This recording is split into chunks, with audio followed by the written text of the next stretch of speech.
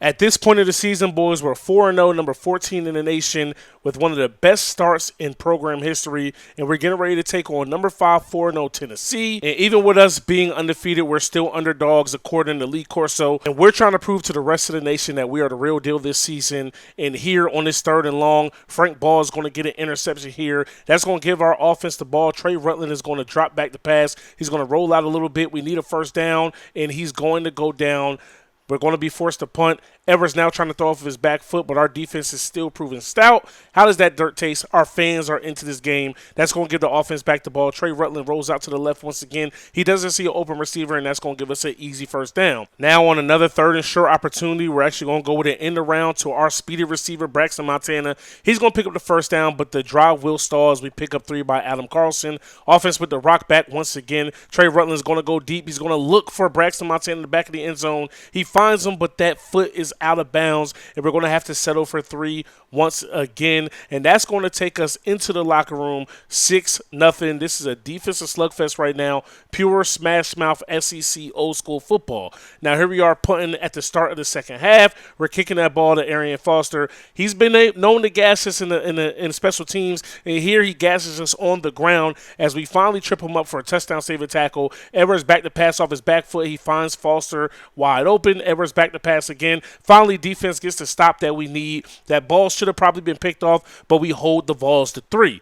Now, Braxton Montana on the very next kickoff after the field goal. Looks like he has a running lane, but he gets absolutely lit up. The ball's on the ground. The Vols recover, but luckily, our defense coming out here, getting a stop once again, holding them to 3. Trey Rutland back to pass once again, surveying. He has his man deep. Braxton Montana gets behind the defense, and he's not going to be caught, and that's going to get us into the end zone for our first touchdown of the day. Now, Edwards back to pass. Tennessee is not going to go down without a fight. Frank Ball gets beat here by Briscoe, misses the tackle, and just like that, the game is tied. Now here in the beginning of the 4th quarter, Trey trying to run an option, mishandled the pitch. Brandon Thornton puts the ball on the ground. The Vols get the ball back, and on a 3rd down, Edwards is able to hit Coker. He's going to be down the sideline, finally forced out by Ryan Sweat. Another handoff to Coker. Defense gets a stop. We hold the Vols to 3, so we're just down 3. The defense has been really keeping us in this game. Trey back to pass on a play action, rolls out. Montana deep. He gets behind the defense, and that's an absolute dime, and we are in business. The drive is eventually stopped, though, and we're going to have to settle for 3.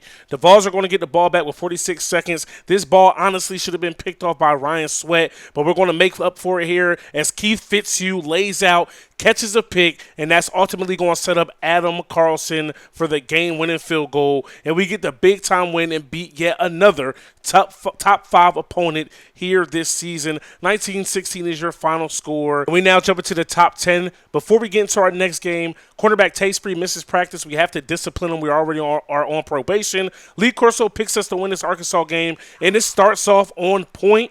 User pick by Jamar Chaney here on the very first drive for Arkansas, boys. So that's a good sign in this game. Trey Rutland going deep, looking for his man Braxton Montana. He's going to drop it, put it on the ground, but we're going to answer right back off of a speed option. But Brandon Thornton puts the ball on the ground, and Darren McFadden gave us all that we could handle and then some as he goes ahead and converts on his 38-yard touchdown run. Here we are back on offense, though. We're not going to lay down and die. Trey Rutland on another speed option is going to be brought down inside the 2. That's going to set up a 4th down touchdown by Anthony Dixon. And once again, just outside the red zone is Arkansas. Darren McFadden scores again, and we've put the ball on the ground again. The turnover bug is hitting us hard. Mitch Mustang hands the ball off to Darren McFadden. He's off to the races. Finally, we trip him up, but again, later on in the drive, a hole that you could drive a Mack truck through. And not only did Darren McFadden get the job done on the ground, he was getting it done in the special teams as well. As he jumps over one, he has to make McAdams miss. Little John misses, and that's off to the races. 70-plus yard punt return there by Darren McFadden. Trey Rutland, we're not going to lay down and die, delivers an absolute dot over the middle to Braxton Montana. We get the ball once again. He's back to pass, and he's going to completely overthrow Eric Fisher there, and that's going to be an easy pick 6 for Arkansas. And just to add insult to injury, Tay Spree gets absolutely turned around on his deep pass to Coleman, and that is going to be the ball game as Arkansas humbles us 56-30 here on the road. Now, Keon Humphreys redshirt senior. His season is now done, breaking team rules. Trey Rutland back to pass against Kentucky. He's going to deliver a dot here versus the Eric Fisher on the next kickoff. Little John with a big-time hit. That's going to be a fumble. We're going to pick it up. That sets up a touchdown for Brandon Thornton, and we are in control of this game. Now here we are in the second half. Derek Pegues has a wide running lane. He has to make one miss. He does. He's off to the races. He gets a key block to the 30, 20, 10, 5, touchdown Bulldogs, and he breaks his own kick return record set 2 seasons ago. Kentucky just couldn't get out of their own way. We injure all 3 of their quarterbacks, and we end up winning this game 38-23. Now we have 4 visiting prospects coming in this game versus Bama, but we get some bad news. Trey Rutland broke his leg, and he's gone for the rest of the season against Kentucky. That's going to bring in Heenick, and he starts off on fire, delivering a strike over the middle. Here we are in the red zone again. Anthony Dixon is going to walk into the end zone, and we are hyped. We are ready to go. John Parker Wilson, though, not going to lay down and die. Derek Pegues gets killed on the left side. McCoy is going to the races. 20, 15, 10, 5, touchdown Bama as he high steps into the end zone. John Parker Wilson back to pass once again. He's got a man deep. Tay Spree unable to make a play. That's going to tie this ball game up. Here late in the fourth quarter, we're going to go direct snap to our guy, Fultz, a true freshman with a 3-yard touchdown, and that's going to leave Bama with just 4 seconds left here and a chance to heave it up, and you won't believe it. John Parker Wilson back to pass, hit as he throws, finds Ely in the end zone. That's going to tie this ball game up, take us into OT, and in OT, Bama just absolutely had their way on the offensive side of the ball. Not really sure where they got this spark from, but we were unable to stop them. 2 runs and then a touchdown for Johns. That's going to bring up a 3rd and long here for Heenick. A second and long, as he gets sacked there. Now here's the 3rd and long, thrown in a double coverage to Braxton Montana, unable to come down with the ball. And then on 4th and long, that pass is going to be batted down for the ball game as we lose this game to the Crimson Tide. We are still able to get our recruit Suggs in Madison, and then we have a game against Navy. We win that 121-17. The boys came out here and got the job done. And we also get a win versus South Carolina, 35-28. We lose our quarterback prospect to Virginia Tech when he visited. That's tough. And now not only are we down Trey Rutland, Heenick was injured in those 2 games as well. And that's going to bring up this year's Egg Bowl. Now in 2 seasons, we have not beat Ole Miss yet in this series. We have not run an Egg Bowl. Hopefully the 3rd time is the charm here. You see, we are over everybody in the SEC West. No matter if we win or lose here, we will be in the SEC Championship, but we have to finally get over the hump and beat our rival, because at the end of the day, no matter how good you do throughout a season, unless you win a natty, beating your rival is all that matters. Take a look at the season Montana's having. He's one of the top receivers in the nation, and he's one of the key players that Lee Corso and the guys upstairs are really keen in on. And we actually come into this game as the favorite, but Tap and Ole Miss have other things on their mind, and they're trying to play spoiler as he hits McSwain. Ryan Sweat is beat on the sideline, off to the races. He can't catch him. That's going to be a touchdown for the Rebels. Now we're going to do a direct snap to Brandon Thornton here. He cuts inside, makes a man miss. He's down the sideline, puts us in striking distance. We are in plus territory. Drive is ultimately halted, but Adam Carlson has proven that he's one of the best kickers in the nation. Knocks that through, down 7-3 here, and then Levi's hit over the middle. He makes 4 Bulldogs misses. He's going to high step his way into the end zone. Tap back to pass once again, and Derek Pegues finally makes him pay for coming at our corners all day. That's going to bring up our 3rd-string quarterback, Evans. He's going to find true freshman Eric Fisher down the right side. That's a big-time pitch and catch, and we're going to go for it again as Braxton Montana's one-on-one with a corner, and he makes him pay as he's able to come down with the catch. Now here we are back on defense. Tap back to pass. We're going to get a big-time sack. That's going to give us the ball back. Evans back to pass. If one thing was working for us today, it was definitely the deep ball. Braxton Montana going to the races, tripped up, but he's able to extend the ball out and pick up the touchdown. Tap back to pass. Groff is going to be there to catch the pick. And the defense is matching the offense. And when our defense and offense match each other, it is a scary sight. Here's Evans back to pass once again off of the play action. 1-on-1. We're going to take that shot every single time. Braxton Montana goes up top, makes the catch down inside the 10-yard line. And that's going to take us into the half. Unfortunately, we run out of clock. Now here in the second half, Tap is back to pass. He's going to hit his man Levi. Little John, Spree, finally make the tackle. There he is, just outside of the 5-yard line. We get a big-time goal line stand, and we're going to hold the Rebels to 3. So that's a clutch, half a stop for our defense. Evans backs to pass, and they keep leaving our guys one-on-one. Fisher being 6'6", going up, making a play, finally brought down. That's going to bring Evans down the pass again. We got Montana running across, and he's able to score. Pitch and catch, speed kills. That's one thing you cannot teach. And he's going to take a shot deep into double coverage, and Keith Fitzhugh is going to get himself another pick here in this episode. That pass was as ugly as you. Our fans are really into this ball game right now.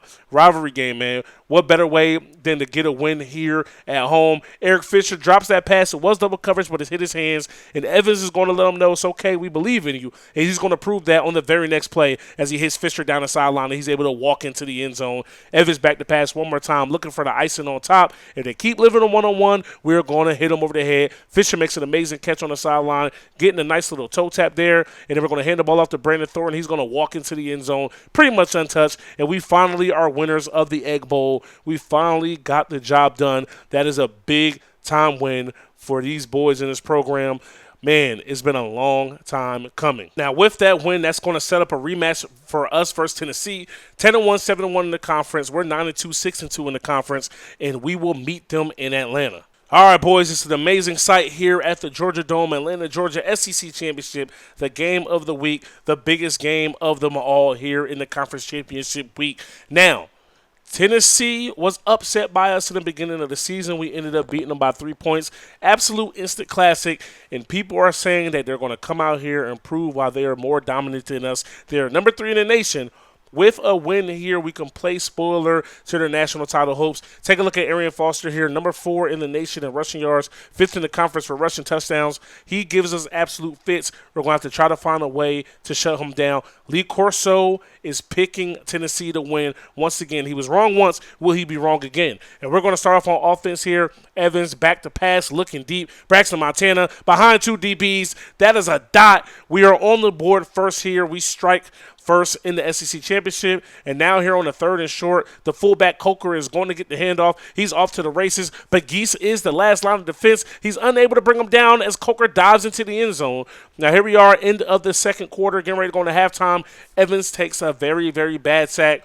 But Adam Carlson, our main man, out from 50 yards deep, knocks down a field goal. He's having an amazing second half of the year. That's going to take us into the locker room with a 3-point lead. Starting off here in the second half, Evans back to pass off of the play action. Fisher is one-on-one with a corner. Once again, he gets behind him, and he comes down with it. Nice pitch and catch just outside the 20. Evans back to pass once again. He has nowhere to go. He takes a very, very bad sack. But here we are on 3rd and long once again. When in doubt, air it out. Braxton Montana comes down with the ball. He's going to walk into the end zone untouched off of the corner route. Warm your hands up, baby. That is an absolute doozy. Now, here we are up 10.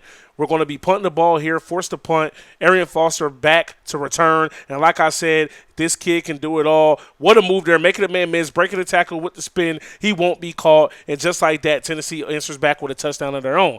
Now here's Ty Evans back to pass once again, looking for Fisher on the corner route. That one's batted down. Stewart is going to pick that off. He's going to take that one the other way. Evans saves a touchdown. And the ball is on the ground here in the 4th quarter. That's a big-time fumble. 13 seconds left. Crompton back to pass, and we're going to bring down Coker. They don't huddle it, but they have no timeouts, and that's going to do it. And here in Season 3, we finally get ourselves an SEC championship. So this is the first year we win the Egg Bowl, the first year we win the SEC, 7-2 in the conference, 9-2 in total.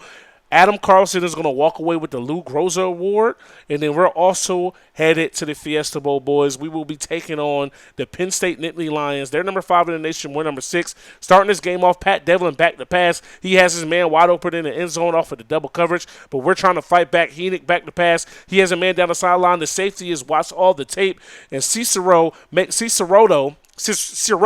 makes a man miss, and he's going down the sideline. He gets the extra block he needs. He high steps his way into the end zone. But Heenick back to pass, back from injury as well. I don't know why we didn't choose to go with Evans over Heenick, but it is what it is. We score. Thornton on a run. He puts that on the ground. Nittany Lions pick up the ball. That's going to set up an easy score for the fullback here on 4th and goal. And here, 21-7, Heenick. He even won deep. Braxton Montana 1-on-1. We're gonna bet on that anytime we get the opportunity. And then Tate Spree gets beat down the sideline. The Nittany Lions are proving, hey, we can pitch it and catch it too. Butler walks into the end zone. Now here's Heenick back to pass, surveying.